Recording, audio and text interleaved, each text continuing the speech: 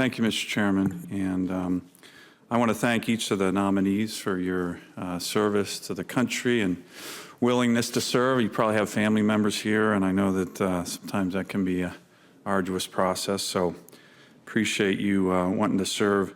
You know, I know you, and many of you are already in acting capacity, but maybe if I can just, for each of you, Mr. Burke, Ms. Duncan, Ms. Nishida, can you just real quickly, I always like to ask nominees why they want to serve. I mean, what motivates you? You're going to have to come in front of this committee, you know, get asked some tough questions.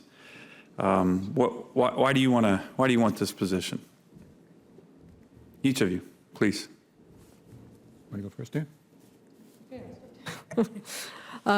Thank you, Senator. I chose to take this opportunity to serve my country because I felt like I had entered public service in my previous job, but that the opportunity was very localized as I worked at a school district, and it was an opportunity to have a broader impact. And the federal government certainly has opportunities for improvement in IT, and I felt I could contribute to that. Thank you. And Senator, from the number of years that I worked in the state of Maryland and also at the World Bank, I saw firsthand how environmental problems affect both tribal nations as well as foreign governments, and I want to be able to address those concerns working in the Office for International and Tribal Affairs. Great, thanks. Senator, I know this is going to sound a little corny, but I think being the head scientist for ORD and working with that team is the best job in my field. It's the best job in the world. I walked away from full professorship and a deanship at a pretty good university. Which one was that? Johns Hopkins. All right. And I did that because of the incredible opportunity to serve this nation and to really be a part of the leadership team of what I think is the leading research organization in not just this country, the entire world. Right. I'm going to raise a couple issues that I think are important, but you know, you're not necessarily in charge of them, but I think if you saw this debate yesterday when we marked up the waters of the U.S., there's a certain frustration, certainly in my state, where we have the cleanest water, cleanest air, it's probably in the country, and yet I don't think a lot of Alaskans think it's because of the EPA. I think a lot of Alaskans think it's because of our own state and local government. We really care about these issues. Sometimes you hear on this committee, oh, this side cares more about the environment than that side. It's not true, right? We all care about the environment, but we also care about the Constitution, oversight, the rule of law. One of my frustrations, and I raised it the first time we had a budget committee hearing or oversight with the administrator, was, do you believe, she actually believed it, so I'm sure you do, that every regulatory action, any action that you take as the EPA has to be based in the statutes, in the congressional direction? Do you agree with that? Your boss did, so you probably should just say yes. Do you? It's again, as a scientist, it's a little out of my range of responsibility.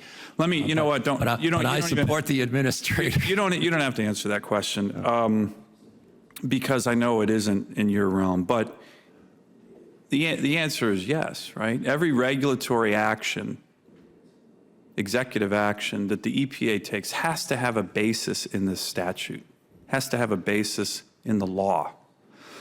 The United States Supreme Court made that clear again last year in a case that was brought where they found that the EPA did not act according to the law.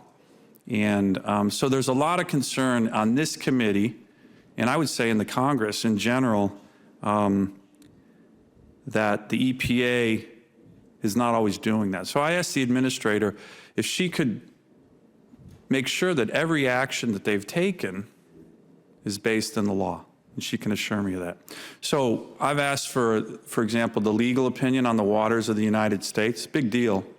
What provided that? She hasn't provided that to me yet. The chairman and I, Senator Rounds, we asked in a letter to her to respond to this issue on the front page of the New York Times a couple weeks ago. She hasn't responded to that. Even yesterday, right? It's a pretty big deal that the EPA has decided now to regulate emissions from aircraft. Again, I asked the administrator at the outset, hey, if you're going to take action, you need to show us where that is, where your authority is in the law. Certainly got nothing from them on that. So my question is, in terms of an oversight capacity that we have here, in terms of the advice and consent constitutional role that we have to confirm you in your positions, do you think it's a legitimate exercise of our authority as the Congress, as the Oversight Committee, to put a hold on your nominations and confirmation until we actually get legitimate answers from the administrator on, for example, the waters of the U.S. legal opinion? She won't give that to me. It's crazy. This letter that the chairman and I wrote a couple weeks ago, Stonewall, legal opinion, I'd really like to see the legal opinion on the EPA's authority to regulate emissions from airplanes. I know they're basing that on some kind of international agreement. Last time I checked, the EPA's authority does not derive from international organizations. It derives from the Congress and the Constitution.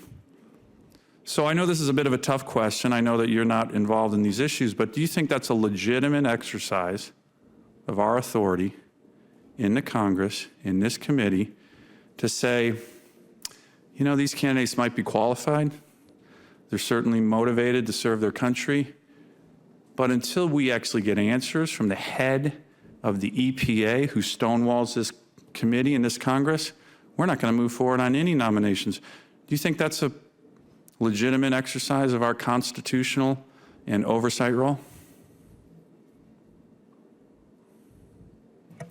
Senator, I'm not sure any of us. I would like, from the chair, for all three of you, respond to that question, if you would. Senator, I don't feel qualified to speak to the procedural issues of this body. Like my colleague, I am also not qualified to speak to the procedural issues, but I can tell you with regards to the actions that my office takes, it is consistent with the laws of the United States. But, and look, I don't doubt what you're saying, but when you're just saying it and you're not showing it to us. So last year, several years ago, the EPA said that the actions that they were taking under the Clean Air Act were consistent with the laws of the United States. At the time I was the Attorney General of the state of Alaska, I was one of a group that sued and said, actually, we don't think you're right. That went all the way to the U.S. Supreme Court. Last year, the Supreme Court said the EPA didn't have that authority. The EPA was violating the Constitution. The EPA was trying to take powers away from this body. So as you can imagine, it's not just us talking in terms of hypotheticals. There are real instances of the EPA usurping the power of the Congress, and when we ask the administrator for legal opinions on additional actions like the waters of the U.S., 35 states oppose that.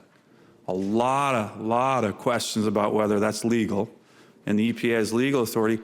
I've been asking the administrator for months, for the detailed legal analysis that provides the EPA the legal authority to issue the waters of the U.S. rule, and she won't provide it to this Congress. So now the EPA wants the Congress to confirm you. But my question is, should we say, now wait a minute, you're not getting back to us on anything. Our oversight role, our role in the U.S. Constitution, pretty important. Advice and consent for senior officials of the United States, which you would be. And yet we get blown off by the EPA on this letter. The chairman of this committee sent the EPA administrator a letter 2 weeks ago on a real big issue, front page of the New York Times, saying the EPA might be violating the law. As far as I know, haven't heard back from her. My questions on the legal opinions, nothing. So I'm just wondering if you think it's a fair function of this agent of this committee to say, hold off. We're not going to move on any nominations until we start getting answers from the EPA. Do you think that that's legitimate? I know you're not lawyers, I know you're scientists, but you're also smart in the ways of Washington. Mr. Burke, do you think so? Senator, I'm sorry, I do not have the expertise or experience to, it's an important question, but I do not have the knowledge to really answer that. As a scientist, I really cannot answer that. Okay. Well, Mr. Chairman, sorry I went over, but I think it's an important issue, and I'll just tell you, it's look, we all want clean water, we all want clean air. Like I said at the outset, my state, you know, we live in the most pristine state in the world. Beautiful place, cleanest water, cleanest air. We all want that. But I'll tell you this, and this is not a partisan thing, this is the vast majority of the people who live in my state are very concerned about the actions of the EPA in large measure because Alaskans don't think that the EPA is abiding by the law or the Constitution. And I committed to my constituents to ask harder questions about this. And I have. And guess what? We get stonewalled. And we're the oversight committee. We're the committee of jurisdiction. And we write the laws, not the EPA. And I don't think that's clear to the administrator. So this is an opportunity for her to maybe come up with some answers as we move forward to look at important, dedicated public servants like yourself. I know these are hard questions that are not necessarily in your realm. I don't want to at all kind of impinge your, very strong credentials and your commitment to your country and service. I really appreciate that. That's why I asked the question at the outset. But in some ways, you're a bit in the crossfire of what I think is actually a really, really important issue that your boss seems to ignore. And that's not acceptable. Thank you, Mr. Chairman.